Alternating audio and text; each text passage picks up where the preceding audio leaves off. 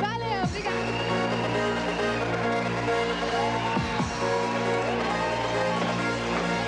Opa!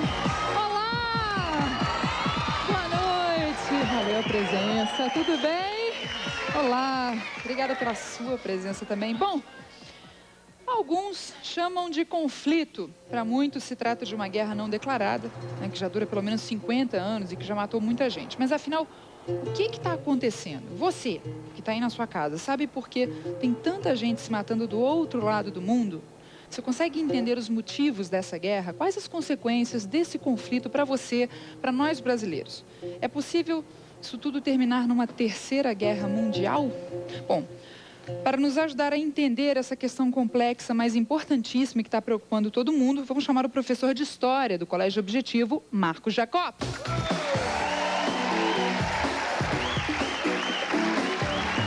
Olá, boa noite, bem-vindo, tudo bem?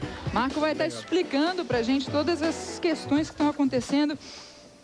Bom, conflito Israel-Palestina. Marco, o que está acontecendo? O que é? Dá uma explicação assim para a gente. O que é? Tá. O que rola? O conflito árabe-israelense é um conflito atual que tem as suas origens bem antigas.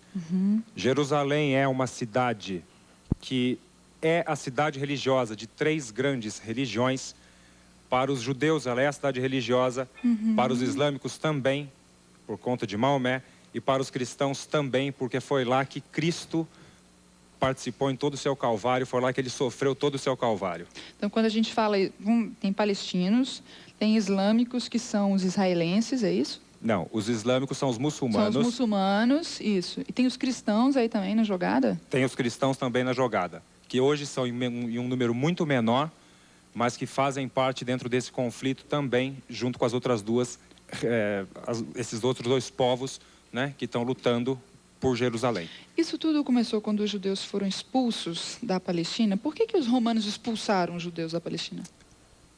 Teoricamente, os judeus foram os hebraicos, né? Eles foram o primeiro povo que ocupou aquela região. E essa região que foi por eles ocupada, né, durante todo o expansionismo romano, durante o Império Romano... Então, o quê? 4.000 antes de Cristo? Começa em 4.000 a.C., né? E depois, com o próprio Império Romano, iniciado por Caio Otávio Augusto, né? Dentro desse processo expansionista, eles vão acabar tirando os judeus daquela região. Quer dizer, daí começam todos os conflitos, e aí veio o movimento sionista. O que é isso? O movimento sionista, ele foi iniciado, né, no século XIX, por um escritor e filósofo austríaco, Theodor Herzl, né? E o movimento sionista Por que ele começou? A ideia dele era criar um estado onde os judeus pudessem se localizar, pudessem se fixar, para que eles pudessem expressar a sua religião, porque sempre foi um povo perseguido, e isso vai se caracterizar depois da Segunda Guerra Mundial, em 1848, depois que os judeus sofreram toda a perseguição de Hitler durante a Segunda Guerra. Mas, afinal, o que querem cada uma das partes envolvidas? Para expor seus pontos de vista, vamos receber os representantes da comunidade israelense, o senhor Nathan Berger e o senhor Gerson Lerner, e os representantes dos palestinos, o senhor Emir Mourad e o senhor Hussein Abdallah. Olá! Boa noite, sejam muito bem-vindos a uma noite de muitos esclarecimentos. Fique à vontade, oi! Tudo bem? Olá, boa noite. Tudo bem? Fica à vontade. Olá. Tudo bom? Boa noite. Bom, a gente está aqui com Emir, né? Emir e Hussein. E aqui, Nathan. E Gerson. E o Gerson, ok. Daí a gente vai estar explicando o que é. Aí eu começo aqui, depois a gente vai falar. Depois... O que é ser um palestino? Ser um palestino é talvez complexo explicar rapidamente em poucas palavras hoje, porque a situação é um pouco complexa para as pessoas que não estão acompanhando de perto a situação do Oriente Médio, mas na essência, o que é, assim? Olha, ser palestino é se sentir hoje indignado e frustrado com essas expectativas todas frustradas de ver que uma nação palestina, de um Estado palestino, não está sendo concretizado depois de várias negociações, vários anos de debates, vários anos de acordo, várias resoluções da ONU não sendo respeitadas para que o Estado palestino seja a gente já está entrando no que totalmente querem, concretizado. Acho que já pegou aí minha próxima pergunta, que é o que querem, né, os palestinos. Seria dentro dessa justiça, né? E o que querem e o que são os israelenses? Olha, antes de mais nada, para deixar claro, por exemplo, eu sou presidente da Federação Israelita do Estado de São Paulo, a entidade que congrega as 54 entidades da nossa coletividade, a coletividade formada de brasileiros de origem judaica. Então, nós, por exemplo, nós nos consideramos de família de origem judaica. Israelense é o judeu que nasceu e vive em Israel, mas somos todos judeus. A nossa ligação com os nossos irmãos judeus de Israel é uma ligação de sangue, uma ligação de fé. E dentro do que está acontecendo lá, o que os israelenses querem? Na verdade, não se trata do que os israelenses querem, o problema é bastante complexo. Para nós, seria a viabilização daquilo que, historicamente, talmudicamente, chamaríamos da Terra Prometida. Só que a coisa não é tão simples assim. Tivemos uma explanação aqui da história. Vamos ter muitas mais, porque afinal de contas tem muito ponto de vista aí para a gente esclarecer. Existe uma, eu diria, uma infelicidade geográfica que faz com que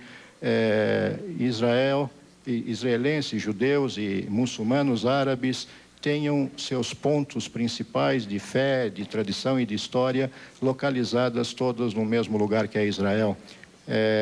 Basta dizer, por exemplo, que o Monte do Templo,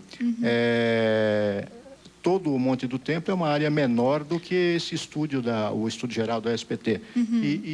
Todo o dilema é como poder conciliar e satisfazer. Então, quer dizer, dois lados. O que querem seria, a gente voltaria aí na coisa da Terra Prometida. Eu vou fazer o seguinte, ó, isso é só o começo, no próximo bloco eu vou querer saber o que é a Terra Prometida.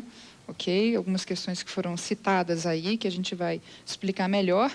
E essa questão aí que não teve um fim até hoje, né? Se nós temos que nos preocupar com a possibilidade de uma terceira guerra mundial, que pode ser nascida desse conflito aí no Oriente Médio, se fosse você, não ficava de fora, continue com a gente. Valeu!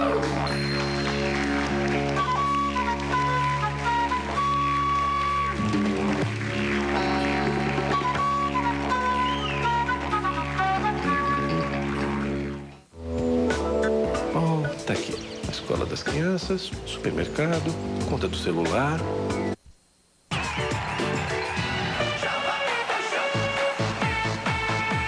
Olá, aqui no programa Livre o assunto é Oriente Médio. Pois é, o conflito entre israelenses e palestinos, né? Como é que esse conflito pode atingir ao resto do mundo, ao Brasil? A questão palestina é tão preocupante que merece, sim, a atenção de todos. E aí, queria que você explicasse, Jacó, o que ficou aí no primeiro bloco. O que é a Terra Prometida? Que foi o início aí dos vários conflitos que deram origem aos vários tratados de paz, que, enfim... Assim, ó, Babi, a Terra Prometida, ela está na Bíblia. Seria uma terra na qual verteria leite de árvore, mel das pedras, né? Quer dizer, seria uma terra maravilhosa que, segundo a Bíblia, estaria prometida para o povo judeu, né? Talvez essa Terra Prometida ela já até tenha sido criada em 1948, com a criação do Estado de Israel, o que é muito possível e muito provável, né? O fato dos judeus reivindicarem um território... Quem que morava lá antes de 48? Antes de 48, a situação ali, ela passou por algumas transições, né? O povo hebreu esteve naquela região, depois ela foi ocupada pelos romanos, depois... Quando nós tivemos o início do islamismo, iniciado por Maomé, no século VII, Omar, inclusive um discípulo de Maomé, ele teve, na opinião de muitos historiadores, e até de direitos humanos mesmo, ele convidou o povo hebreu para morar naquela região. Com as cruzadas, os cristãos conquistaram aquela região. Depois disso, permaneceram ali convivendo cristãos e muçulmanos, tá? E com a criação do Estado de Israel, em 1948, ali se tornou um enclave judeu, com a criação do Estado de Israel. Quem é que tem o direito ao território da Palestina? E aí? Posso falar? Pode, claro. Primeiro que a palavra filisteus a Palestina vem de filisteus. E Jericó tem 10 mil anos, né, que é anterior à era cristã e à própria surgimento do judaísmo, que é a primeira religião monoteísta. Mas eu não gostaria de entrar nesse caminho, porque isso vai tomar muito tempo da gente. O importante é que a juventude brasileira, que os jovens que estão aqui saibam de uma realidade nua e cruel. Qual que é essa realidade? Realidade que tem um povo que está sendo ocupado, com territórios ocupados, que está sendo massacrado diariamente, que tem seus direitos negados, direitos sociais, direitos trabalhistas, direitos nacionais. E tem alguém que ocupa, que é o exército israelense. E aí eu queria que o Então Nathan existe o ocupado e o ocupante. Ok. Então o ocupado está resistindo contra a ocupação. Essa é a situação dos palestinos de hoje. E o que os palestinos querem? Querem a paz e o estabelecimento de um Estado palestino, aonde? Na Cisjordânia, na faixa de Gaza e Jerusalém Oriental como capital. Isso é o que reza todas as resoluções da ONU. O mundo inteiro pede isso. Só Israel... que aí os israelenses também querem Jerusalém e também querem Gaza. Mas pode ser a capital dos dois estados. Muito bem. De Israel e da Palestina. Aí isso é Realmente, possível? desde o acordo de Oslo, as negociações com Arafat, desde que Arafat passou a ser um representante oficial do povo palestino, as negociações foram adiante. Com isso criou-se, como fruto das negociações, a Autoridade Palestina, e as negociações vinham seguindo adiante. Realmente há uma parte de terras hoje governadas por Israel que deverão passar ao povo palestino com todo o direito a partir do próprio acordo de Oslo. O que acontece é que as negociações vinham vindo bastante bem e as negociações pararam em função de um ponto bastante importante e bastante crítico, que é a divisão de Jerusalém. Eu não me oponho à ideia de eventualmente dividir a Palestina. Logicamente, como judeu, em termos mais religiosos e espirituais, me é mais doído dizer isso. Eu não gostaria que assim fosse, mas se for pela paz, se for para se evitar mais derramamento de sangue, eu não excluiria essa hipótese. O que acontece é que, neste momento, as coisas começaram a complicar, porque nas negociações de Camp Davis, as concessões que o primeiro-ministro Barak de Israel deu a Arafat foram concessões nunca antes dadas. Antes de mais nada, nós precisamos ter a realidade de que nunca a negociação vai ser satisfatória e perfeita para nenhum dos dois lados. Não há condições para isso. Mas até onde deu para ser... Queria saber que você estava falando de concessões. Israel deu muitas concessões. Essas concessões são efetivas? Como eu vinha falando no início, a situação é bastante complexa.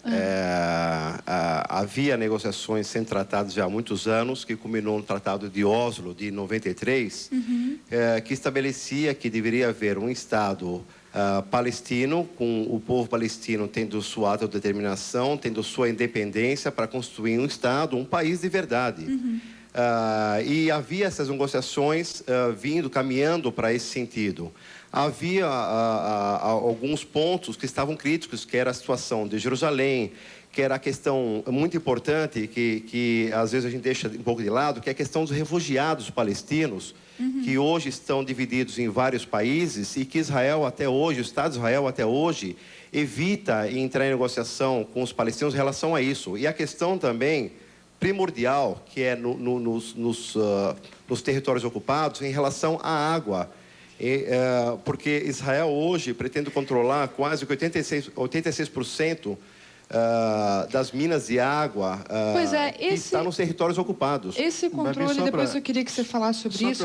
Eu acho que Você tinha feito uma pergunta no começo e eu tive a oportunidade de morar um ano em Israel em 94, onde o acordo de paz era uma coisa que realmente estava na sociedade, em que a sociedade geral de Israel, quer dizer, na minha opinião, ela olhava ainda meio com desconfiança, e de lá para cá ela foi aceitando o acordo e a existência do Estado palestino. Eu acho que, sendo muito sincero... Você morou lá, o que você viu?